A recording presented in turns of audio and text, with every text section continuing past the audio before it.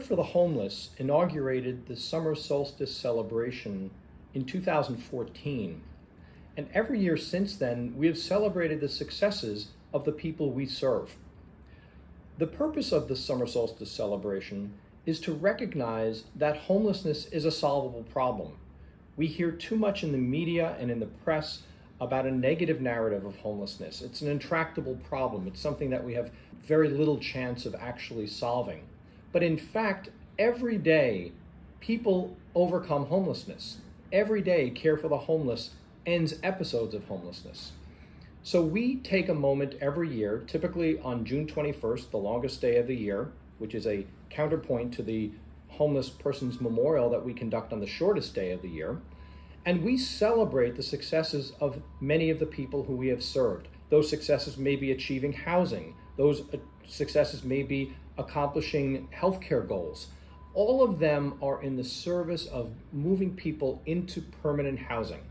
And so please join us as we celebrate the counter-narrative to the negative story of homelessness, the successes of the people who have experienced homelessness, overcome homelessness, and achieved important things.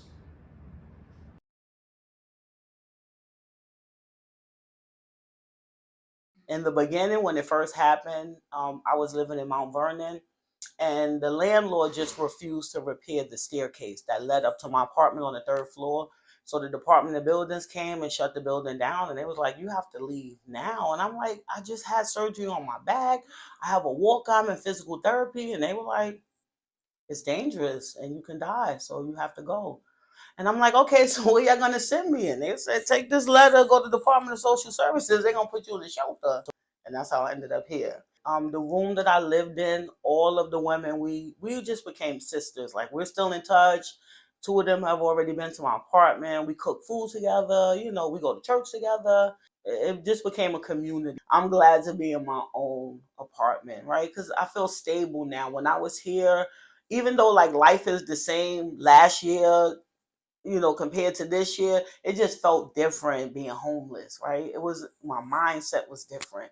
I was really down, and it was just hard for me to see the bright side of things. So now that I'm, in my own apartment and I own it, I'm a shareholder, it just, boosted my confidence on a whole nother level. I was comfortable in Mount Vernon. I felt like I arrived, right? I had a nice home, a vehicle, a good job. My family was situated. I felt like I arrived, and then all of a sudden one day my ground was shaking up, and I'm just like, my whole foundation. But I have faith and I believe in God, and it worked out. My name is Aurelia Esquilin. I'm the shelter director for 52nd Street Women's Center. When we celebrate their successes, it means to others that are still in our care that we care about the services, and that we also care that they get placement correctly. When we manage to move one out successfully, they also say, "Oh, well, I'm going to get my chance too." That's the best part of the job. When somebody gets the key, I always tell them, "You're going to get a key, your own key." Hey, my name is Valdine Mbeth. I'm originally from Barbados, and I do love the outside, and I like to pursue my goals. I was in a situation where I needed housing, so there was no other opportunity, so I had to come through the shelter system. I got connected with Care for the Homeless last year when I came here from March 23rd until now. When I first came here, I did not want to stay here after 2 weeks, but Miss Turner and my caseworker, Miss Vivian Sinnen, they both encouraged me to stay the course, and I did. Through much challenges, disappointments, like I said, I'm one that pursues my goals. I'm very determined. Having my own place to me means security. In one word, security. It's important for my future. That's how I put it. It's important for my future. Being in a stable environment, I'll be able to focus more on what I want out of life. You're not uncertain where you're going, but housing would give me more certainty that I'm in a secure place now, and I can keep striving. I do have a plan to go back to school and further my education. And one of my goals is to be a peer counselor. So that's something that I'm aiming towards. Why I want to do that? From my own life story, my own life experiences. I discovered in my journeys that there are a lot of people that are hurting. And I hurt myself, and I was able to overcome the challenges. And here I am today, very focused. My name is Simone Thompson. I've worked for Care for the Homeless for 8 years. I am the VP for Residential Services. Our clients are so rarely celebrated, and I think to set up a space where they feel it's about them and it's not about what's wrong. It's not about what deficits you have. It's not about what traumas you come with, but it's about celebrating your success or your achievements, however small they may be or however large they may be. It's about a celebration. Many of them haven't had a lot of that. We're part of their journey in a few ways.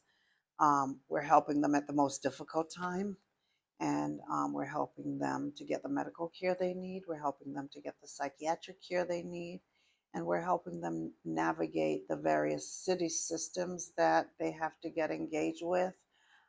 So we're helping them with help find benefits, find financial resources, find training or jobs if that's what they want, helping them get um, medical benefits if they don't have that. So in this part of their journey, our job is to help with all the small pieces that all of us have in our lives that sometimes we just don't even think about. Our job is to help them to get all of those pieces together as they transition through. I mean, it's the most satisfaction, right? When you see someone who comes to us unstable and they're leaving a little bit better off. And I mean, not to mean they've arrived when they move, because many of our clients have such big things happening in their life, but whatever part we play in helping them with those things, I mean, I'm always happy to see. So whether they just got to us or they've been with us a while, we all celebrate. We all celebrate when they move out. Because I wound up at the Safe Haven, thanks to Lincoln Hospital. They took me over there, and I didn't know what it was. I just thought it was a shelter, but it's not. It's more than a shelter. They treated you right in there. They treated me right. It was a parquet floor just like this throughout the whole building. I don't have no regrets, just that I didn't get there sooner. That's the only regret that I have. The staff was great, treated me like gold.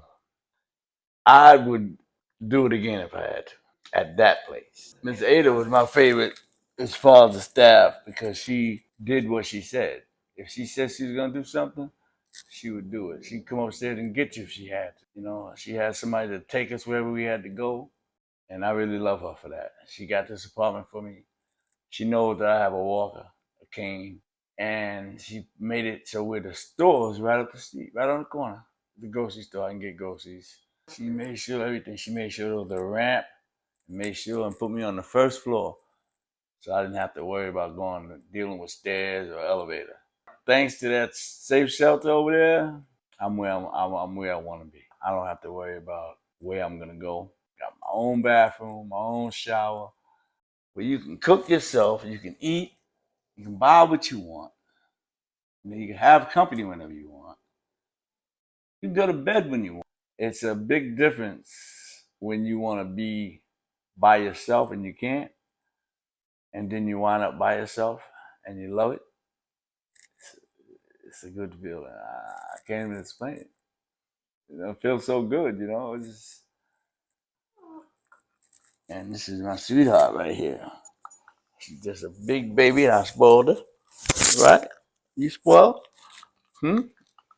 You're a spoiled baby, but you keep me so happy while you're here. I'm glad you're here. My name is Karima, and I'm a student at University of Arizona Global Campus. I'm on a break now. I haven't taken classes in a few months, and it's because I was doing some Zoom meetings here for housing. And working. So I told my school that I had to take a break because I needed housing. Since school was really important to me before all of the events of my specific crisis occurred, I thought I need to work on housing. And eventually they started to ask me what did I think about housing. So I was excited because they thought I could go somewhere else where I have a little bit more freedom and a little bit more space and a lot more privacy. My name is Michelle Everett Oxley, and I'm the Executive Director of Healthcare. We're inviting them into the healthcare environment to be able to obtain these very key components on their journey to independence from a housing standpoint. By giving, scheduling them for a physical, getting them into a behavioral health appointment, enables them to also apply for supportive housing. We are often very fortunate that because we're spread out throughout the 5 boroughs, we are able to provide that continuity of care to our patients. And so when a patient is successful in overcoming substance use, whether a patient is also successful in losing 20 pounds and no longer becoming diabetic or controlling their hypertension numbers, we're very fortunate that we get to hear those stories often. They come back into the clinic, yelling and screaming in a positive note, indicating that, they were able to achieve something. I think is a definite win for both the consumer as well as for our providers and our staff. There's nothing greater than really also sharing and celebrating the wins as far as those achievements are concerned, and we get that opportunity oftentimes. Hi, my name is Deborah Gorkowski. My focus right now is to continue my education. I have a scholarship that pays for 100% tuition for Star LaGuardia Community College of Medical Coding. I just got through with my second class. And the fact remains is that, I have on my second class, I scored a 96, an A. On my first class, I scored an 86, no, an 84. Normally I'm a B, I'm an A student. I worked very hard for it. But the problem lies, as much as I am a success story in everybody's eyes, I personally don't feel like a success story because I'm here. The main objective is to get housing. I have my diploma as a medical assistant, and unfortunately, the arthritis in my knees took me out of that race. Now at this point, it's the housing that's going to stagnate me because of the fact that once I get my certificate in July, and then from July, I have to study to become certified. And once I do become certified with the CPC, that's the end of the road for me. Why I'm here, because I have no housing. This job is a job done remotely. I need a place I can have of my own, where I can set up a desktop computer, where I can work from. And if I have that and I get a job, I can start working in that space and put money away. And I want to see if I can try to buy a little piece of land, something I can leave as a legacy to my grandkids when I pass away. Now it's time for me to try to get back on my feet and do right. So this is the last chance for me to do something productive with my life. When my mother passed away, I lost myself to the streets for 17 years. By the good grace of God, I'm here. And I medicated myself with crack cocaine. And for the first 6 or 7 years, I was numb. I didn't feel happy. I didn't feel sad. I didn't feel nothing. I thank God up above that I'm here today. October 26th makes 13 years that I am clean. So that's about it, boys. Let me see. Oh no, I love it. Oh my God. Oh God, thank you. Thank you so much. I originally grew up in Queens, New York. Over the course of my lifetime, I've been in many different places. I am first and foremost a writer, do all types of writing. I have a degree in journalism. I'm most known for poetry and spoken word. And as of late, I've gotten into more public speaking centered around advocacy over housing and issues that affect the homeless and formerly homeless. In some regards, I mean, my life is only 5 years old. That's the amount of time that I've been housed, and it's been such a blessing, and it completely changed the trajectory of my life, because prior to that, things were not going well at all. Because things weren't going well, that is how I actually came to establish a relationship with Care for the Homeless. I had major mental health issues. A lot of that stemmed back to childhood, unresolved childhood trauma. I mean, things that I still have yet to fully heal from. All of that stuff hit a head at one point. I winded up homeless. I was in the shelter. Things got so bad to the point I was ready to, take my own life. And I was fortunate enough to connect with Care for the Homeless and use their mental health services. And I had a very excellent therapist. And it was a journey, but, from that low point, I got on more solid ground. I was able to get housing, and then things just started moving in a more positive direction. My thing is, I didn't choose advocacy. Like, I didn't wake up one morning and say, oh, I'm going to do advocacy. Advocacy chose me. It started out how I think it may start out for a lot of us who are either still experiencing homelessness or we've come out of it. You go to a rally or you go to some meeting because, you're looking for like-minded people. You really do need information when you are having the lived experience of homelessness. And even when you come out of it, you want to stay out of it. And you also want to help other people, right? You want to help other people who are going through what you went through if you feel that you have something that can be useful to them.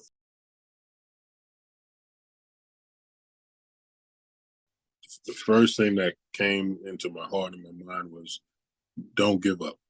Keep moving, slow but steady.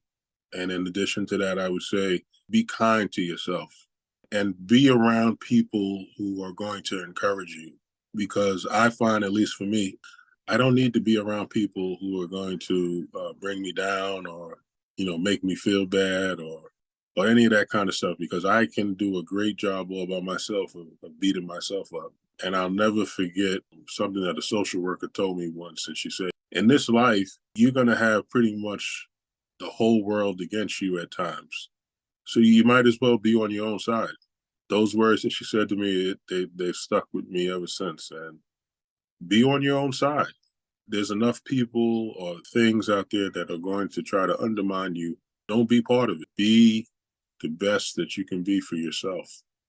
Now that I'm on the other side, I just would like for other women to know that they can do it. Like, your trouble can have an expiration date, right? Because life is worth living. It really is worth living, even when you're having bad days. So I would just encourage you all just to tell you that you have to believe in yourself and say, I can do this.